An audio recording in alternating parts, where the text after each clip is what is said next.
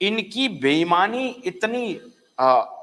इतनी स्पष्ट है कि पूरे देश की जनता इनकी बेईमानी समझ रही है। इनको खुद भी शर्म नहीं आ रही है।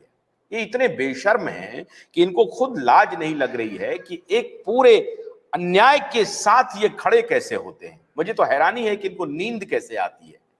पैसा इतना महत्वपूर्ण है इनके लिए, लेकिन वो पैसा लेकर के, गलत पैसा लेकर के ये सोते कैसे होंगे। मैं तो हैरान हूं। अरे सर, वो महेश भट्ट अभी कहां है जो बायपोलर साबित करने पर लगा हुआ था। अच्छा, महेश भट्ट का पूरा हिस्ट्री मैं अभी खंगाल रहा था। ये परवीन बॉबी से लेकर के, जिया खान से लेकर के, ये सबको बायपोलर डिक्लेयर करने में सबसे आगे रहता है। ये सबसे बड़ा बायपोलर ये है असल में। ये जो महेश भट्ट है ना, ये सबसे बड़ा बायपोलर है। और अभी इसके दामाद को भी ईडी ने शायद उठाया था, ये कुछ इधर उधर कर रहा होगा, तो ईडी ने उसको भी उठाया था। देखिए देखिए सर, एक बात बताता हूँ। और एक जो जी जी व्यक्ति जी का सर। मैं बार बार कहता हूं कि ये जैसे ही सुशांत की हत्या हुई और जैसे ही उस superstar, so called philanthropist superstar, ये 1 2 3 हो गया, देश ही छोड़ दिया, अब दुबई में चला गया। और आप इस पूरे टेन्योर को देखिए कि पूरे टेन्योर में उसका जितना विज्ञापन था, उसने सारे विज्ञापन वापस ले लिए। बोला कि साहब मेरा विज्ञापन मत चलाओ, क्योंकि मेरे खिलाफ अभी जनमानस में बहुत गुस्सा है, इसलिए आपका माल भी नहीं बिकेगा। क्योंकि जैसे अभी आपने कहा कि जो बायकॉट बॉलीवुड है वो बहुत सफल हुआ है और उसमें कोई शक नहीं है। देखिए, सुशांत की हत्या इन पापियों को सोने नहीं देगा। उनकी आत्मा अभी पूरे घूम रही है। और ये देखिए, ये सुशांत की ही आत्मा है और दिशा की ही आत्मा है, जो हम लोगों को सबको प्रेरित किए हुए, सबको कह रहा है आकर के कि बैठना मत शांति से, चूकना मत न्याय के खिलाफ आवाज उठाने से, चाहे कितनी भी बाधाएं आ जाए तुम खड़े रहना। और इसीलिए आज नीलेश ओझा और उसकी टीम अदालत में खड़ी हो गई। आपको क्या लगता है कि हमको कोई स्वप्न आया क्या? नहीं नहीं नहीं, कोई स्वप्न नहीं आया। रिया चक्रवर्ती कहती थी मुझे सपने में आकर के बोल के गए हैं सुशांत कि मैं राजदीप सरदेसाई के ही सामने आकर के इंटरव्यू दूं और स्पेशल चार्टर्ड से उसका पूरा अरेंजमेंट करूं। सर, इतना स्तर गिर गया है जर्नलिज्म का कि इस तरह की बातों पर मतलब इंटरव्यूज चल रहे हैं कि मेरे सपने में ये आए, मेरे सपने में वो आए, तो मैं यहाँ आ गई। आप सोचिए कि आप किस जनरेशन को बेवकूफ बना रहे हैं और किस तरह का चैनल आप चला रहे हैं। आप बेटर है कि इस चैनल को बंद कर दीजिए, क्योंकि वैसे भी इतनी बदनामी उनके चैनल की और उनकी अपनी तो कोई वो रही नहीं है, उनकी जिसे कहते हैं छवि या साफ।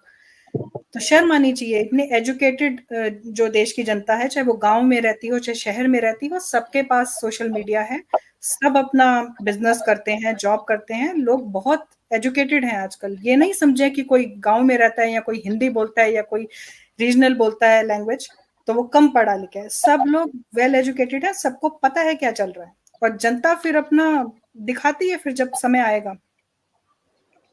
देखिए, ये लोग कितने कुकर्मी हैं। इनके कुकर्म की मैं बात बताता हूं आपको कि ये क्राइम अगेंस्ट स्टेट है, लेकिन हैरानी है कि हमारे देश की जनता उसी पर भरोसा कर लेती है, क्योंकि रात दिन आकर के बड़ा बड़ा पैसा डालता है।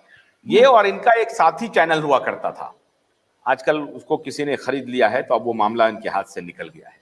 ये लोग इतने बेईमान हैं, पैसा फेंक करके किस प्रकार से मीडिया बिजनेस को ध्वस्त किया जा सकता है, उसके ये लोग सबसे बड़े प्रमाण हैं। अर्नब के खिलाफ इन लोगों ने टीआरपी केस, फर्जी टीआरपी केस करवाया, उनके खिलाफ एक अमेंडमेंट ऑफ सुसाइड का केस करवाया।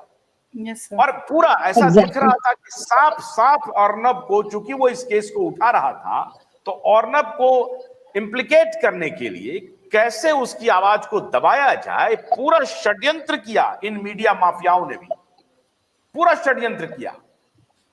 और वो लड़ रहा था, अर्नब लड़ रहे थे, लेकिन उनको इंप्लीकेट करने के लिए इन सबने षड्यंत्र करके टीआरपी का केस करवा दिया फर्जी। और सबसे बड़ा टीआरपी का जो ब्लैकमेल करने का, टेम्पर करने का जो खिलाड़ी है, यही लोग है। और इन्होंने, चूंकि इनको मालूम था कि टेम्पर का तो खेल हम लोग करते रहते हैं, तो चलो ये खेल कर देते हैं कि ये देखिए टेम्परिंग का। और उसको कौन कर रहा था कोरोबरेट?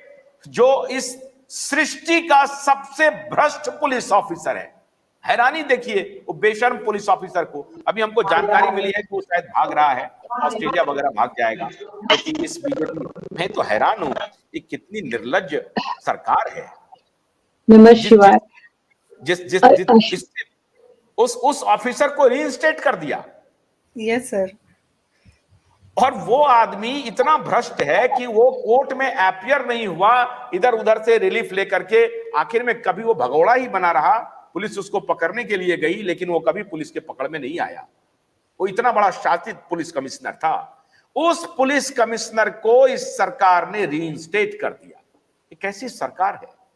yes, चाहिए। एक जस्ट लास्ट पॉइंट ऐड करना था कि हमारे आसपास की दुनिया बदल रही है। हमने 3 साल पहले देखा जब ये पैंडेमिक आया, आसपास की पूरी दुनिया बदल चुकी है। अब समय बहुत जल्दी परिवर्तित हो रहा है और अब ये समय नहीं रह गया कि लोग अपने घर पर बैठे रहें और उस चीज को सोचें कि अरे ये तो किसी और की कहानी थी, हमें उससे क्या लेना देना है। अब समय आ गया कि आपको अवेयर होना पड़ेगा, खड़े होना पड़ेगा, अपने लिए खड़े होना पड़ेगा। ये सुशांत का केस नहीं है, ये हम सबका केस है, वो भी हम में से ही एक था।